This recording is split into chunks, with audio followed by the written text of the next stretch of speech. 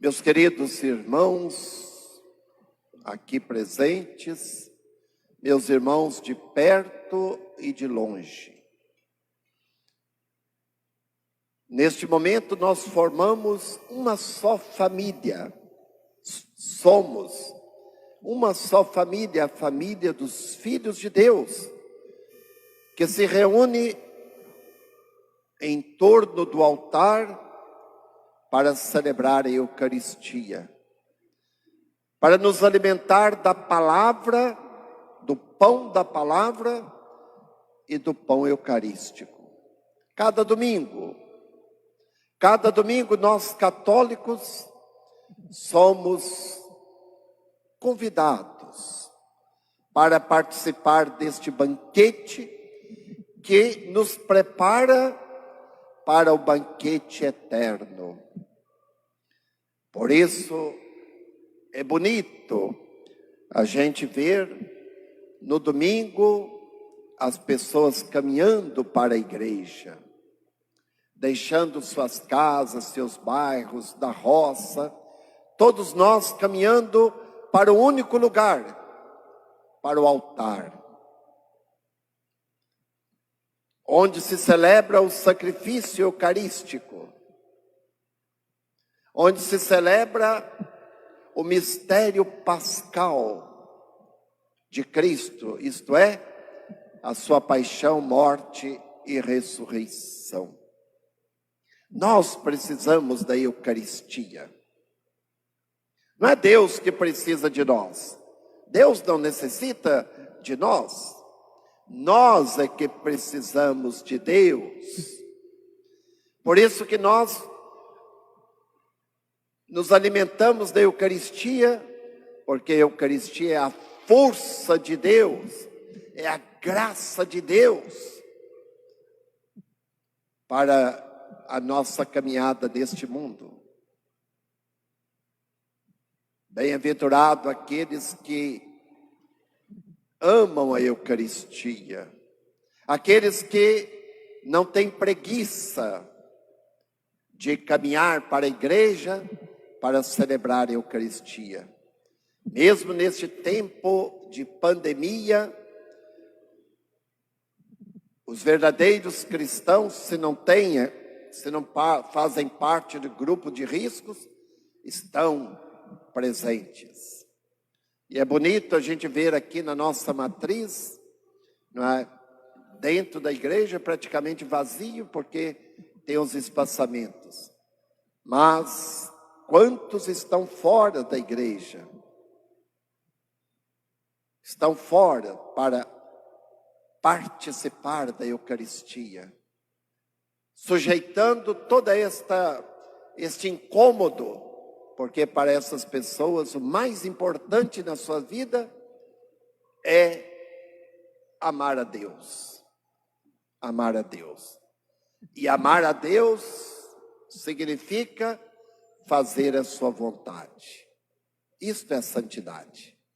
A santidade consiste exatamente em amar a Deus, e amar a Deus é cumprir seus mandamentos, sua vontade.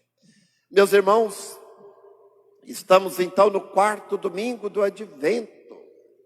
Há poucos dias nos separam do Natal. E durante este tempo do Advento, a igreja nos catequiza, primeiro sobre a vinda definitiva do Senhor no final dos tempos, a parousia. Estejais preparados, ou estejam preparados, porque não sabeis nem o dia nem a hora. Depois aparece a figura de João Batista, aquele que veio preparar os caminhos do Senhor.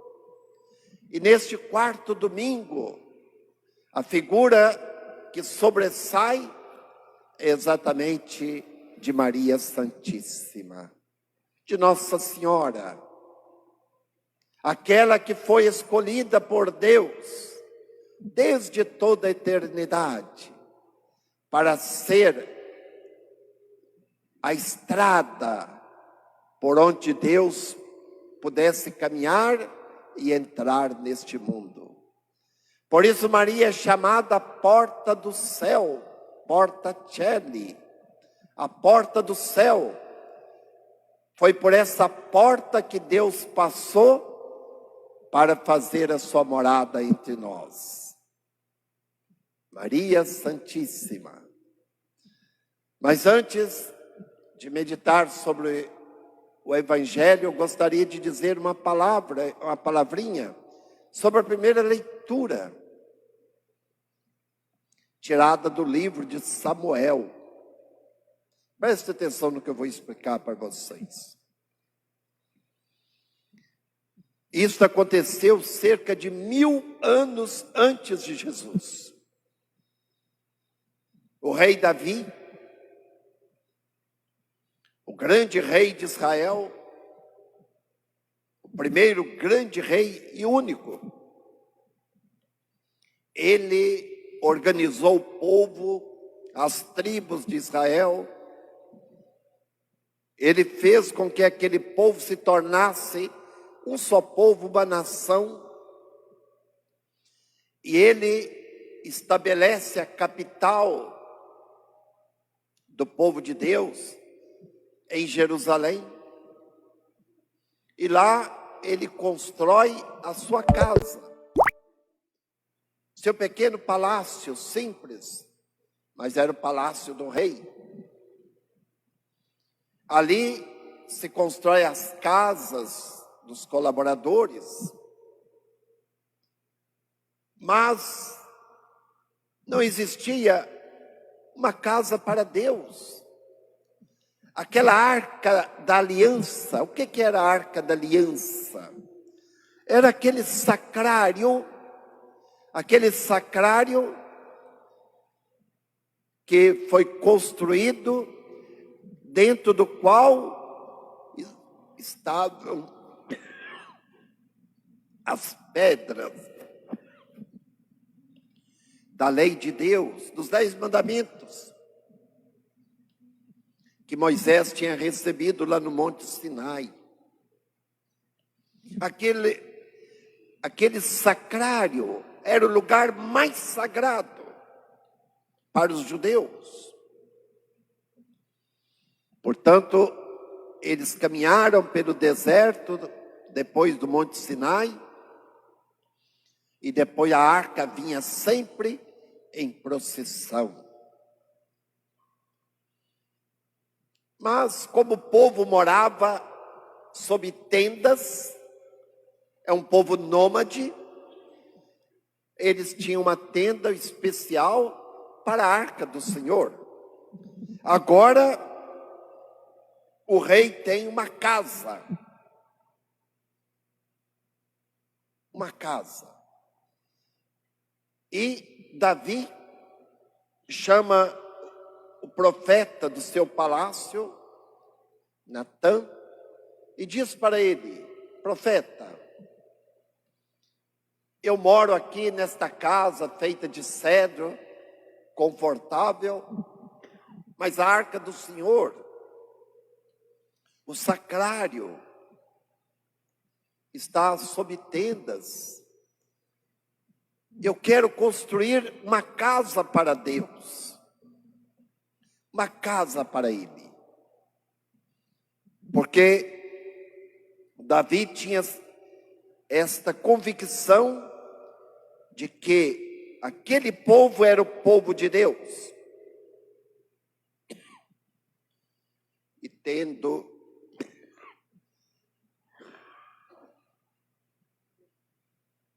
uma casa para Deus, mostrava assim a firmeza daquele reino que tinha as bênçãos de Deus, a graça de Deus.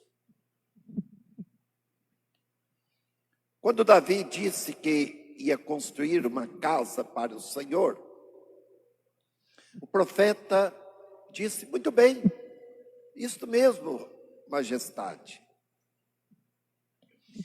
Mas de noite, quando o profeta dormia, o Senhor falou do seu coração. Diga para o meu servo Davi que ele não vai construir uma casa para mim. Não. Ele não vai construir uma casa para mim. Eu é que vou construir uma casa para ele. Vale a pena a gente ler o trecho. Diz assim: Deus vai dizer, através do profeta, para o rei: Vou preparar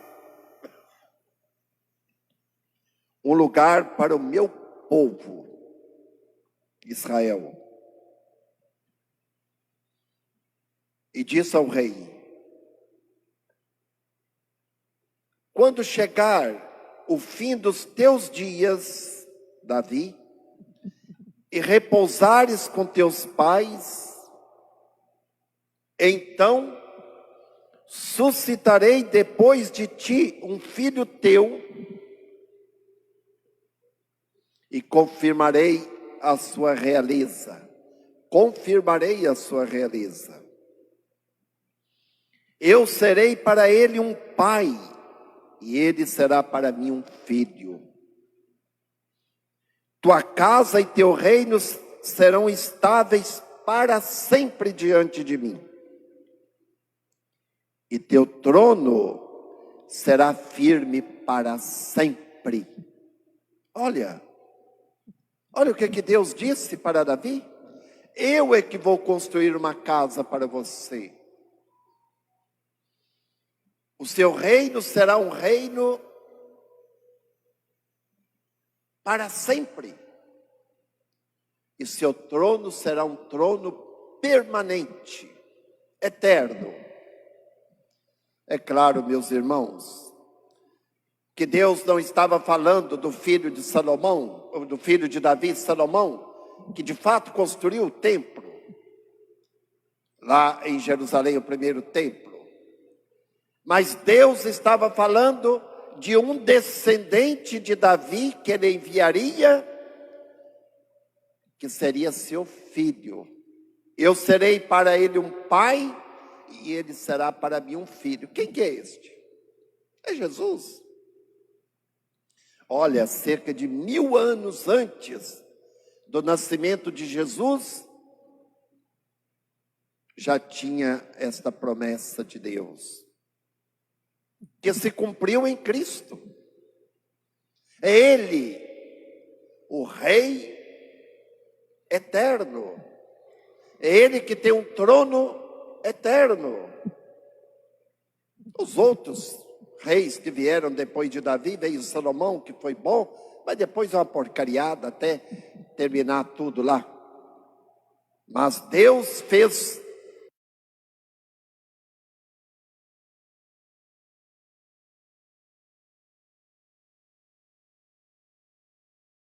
descendente de Davi. E Jesus tinha esta consciência que ele era descendente de Davi. Meus irmãos, então vamos dar um salto agora de cerca de 1000 anos e vamos agora em Nazaré. Em Nazaré.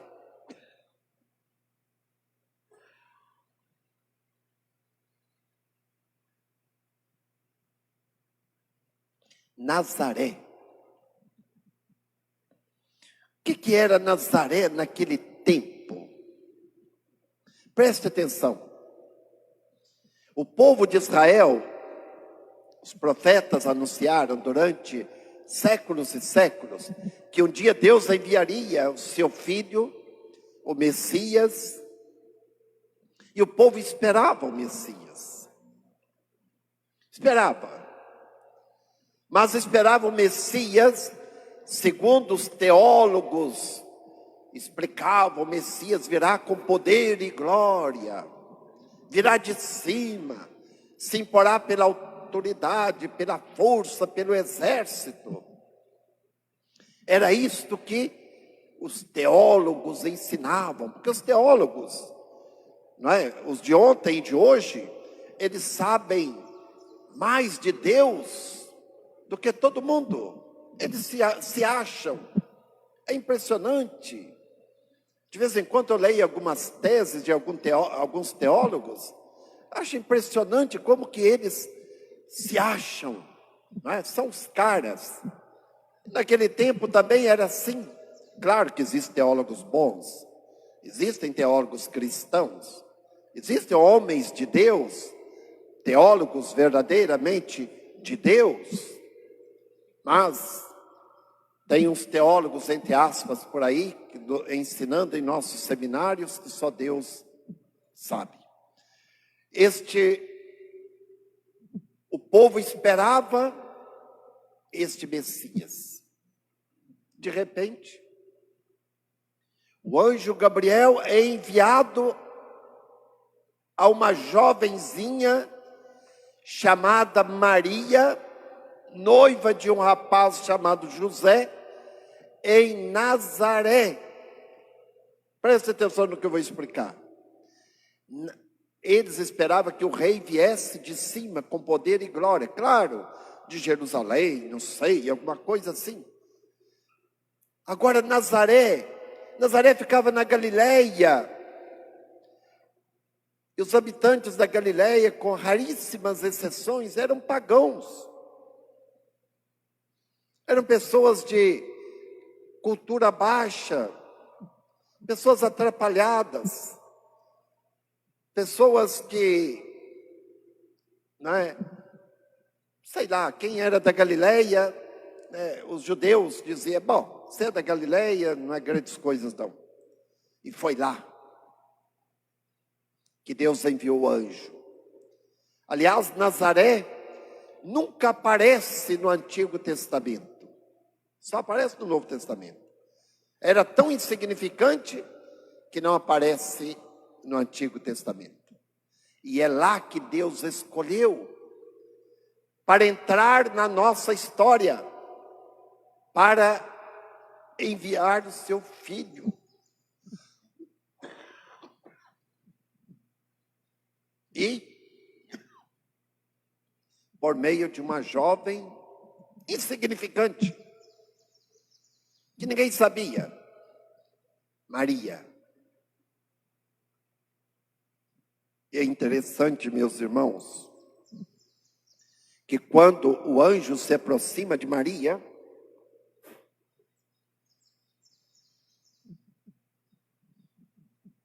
ele cumprimenta Maria. Mas o termo que os judeus usavam para cumprimentar uma pessoa era shalom. Shalom.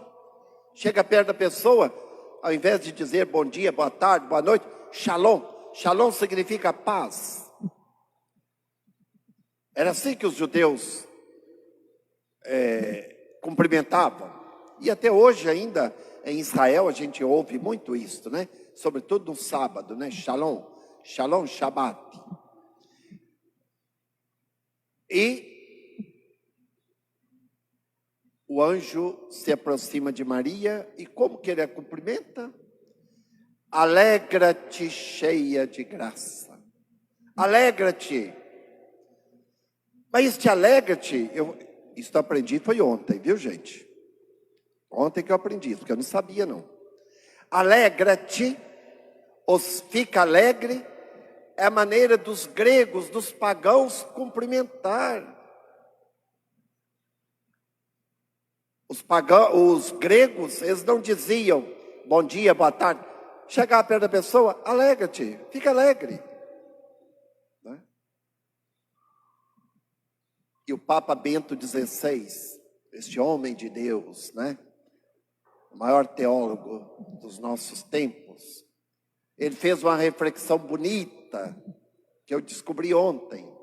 Ele diz assim, que quando o anjo cumprimenta Maria com alegra-te, e não com Shalom, naquele momento que abre o Novo Testamento,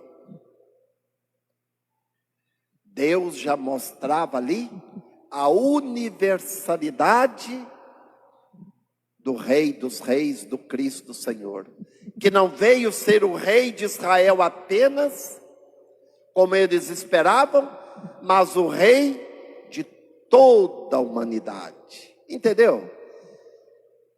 Por isso que o anjo não diz Shalom, porque seria apenas de Israel. Mas o alegra-te quer dizer que o Cristo, ele é de todos os povos e nações. Alegra-te, cheia de graça. O Senhor está contigo. E o anjo, naquele diálogo bonito que São Lucas coloca no seu evangelho, diz para Maria: Maria, você foi escolhida para ser a mãe do rei que virá, do Messias. E Maria assusta, natural, era uma jovenzinha que nem estava casada ainda, era apenas noiva. E naquele tempo, preste atenção no que eu vou explicar.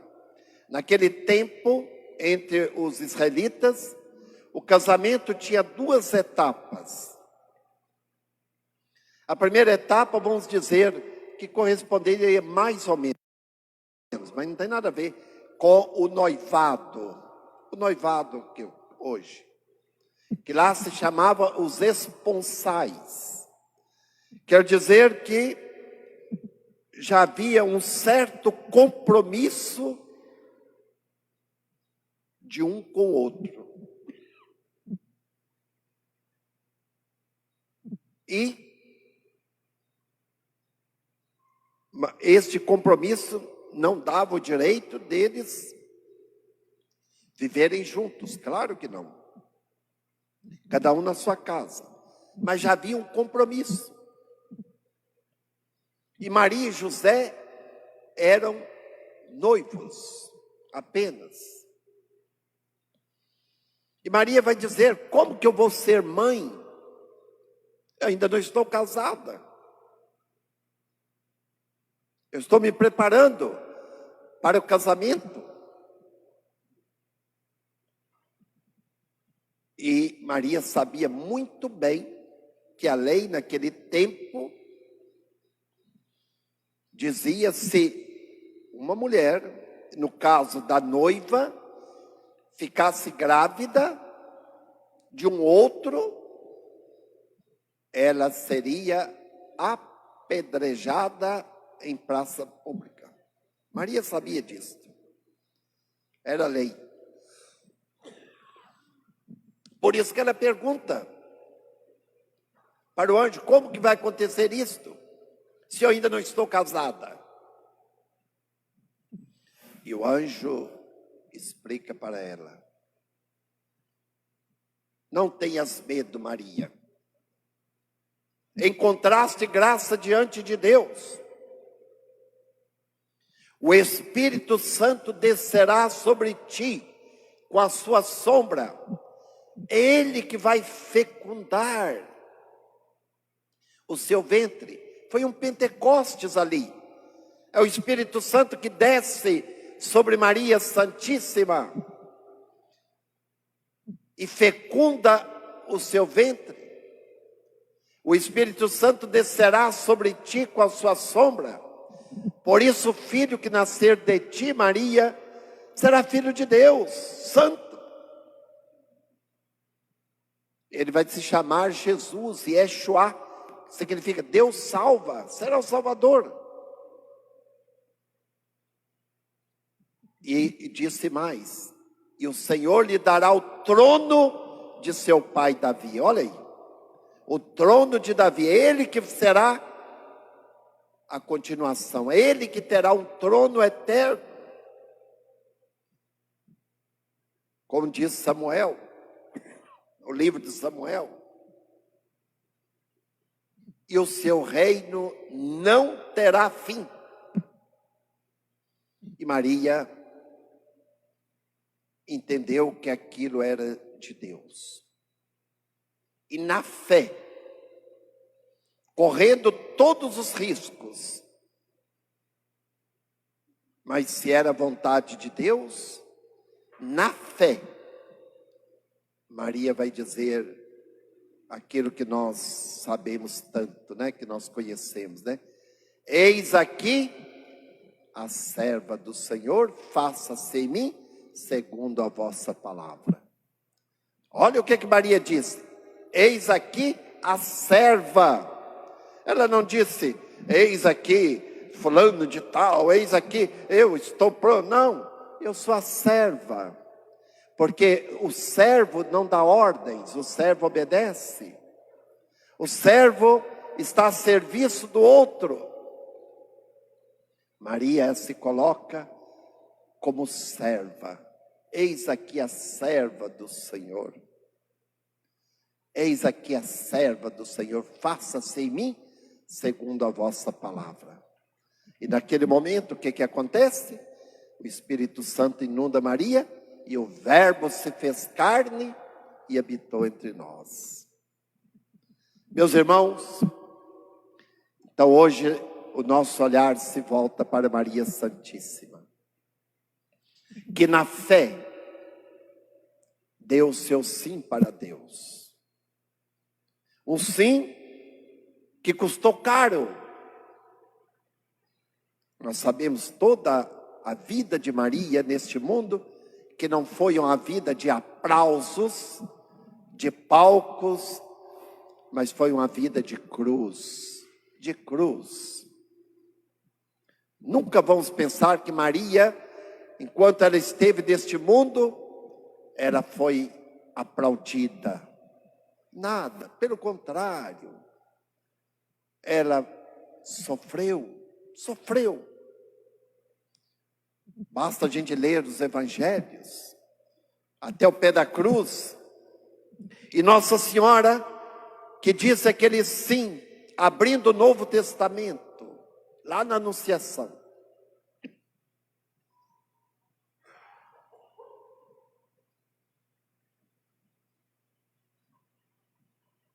Ela continuou dizendo o seu sim. Quando teve que ir para Belém, que não tinha lugar para dar à luz o menino Jesus, quando as portas estavam fechadas para ela e José, ali ela deve ter renovado a sua fé.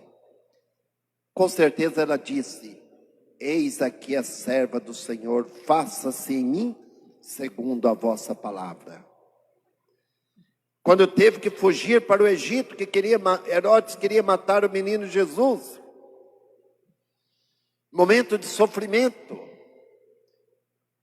com certeza ela disse para Deus, eis aqui a serva do Senhor, faça-se em mim segundo a vossa palavra. Quando seu filho ficou perdido lá no templo, uma espada de dor, de angústia, transpassou o coração de Maria naquele sofrimento do filho estar perdido. Ela certamente repetia muitas vezes na oração, eis aqui a serva do Senhor, faça-se em mim segundo a vossa palavra.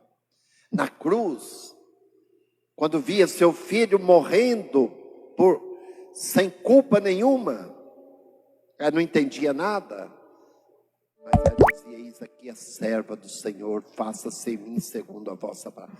Por isso que Maria é o modelo para todos nós. E hoje nós queremos dizer para Deus, eu como padre, apesar das minhas fraquezas, dos meus pecados, eu tenho que dizer sim. Repetir aquele sim que um dia, há 37 anos, ali, na igreja matriz, no santuário de Nossa Senhora da Conceição, que foi elevada a santuário no dia de ontem, não é?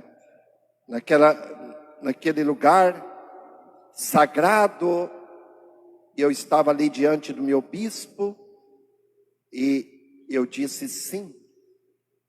E este sim, eu tenho repetido, eu procuro repetir, apesar da minha fraqueza.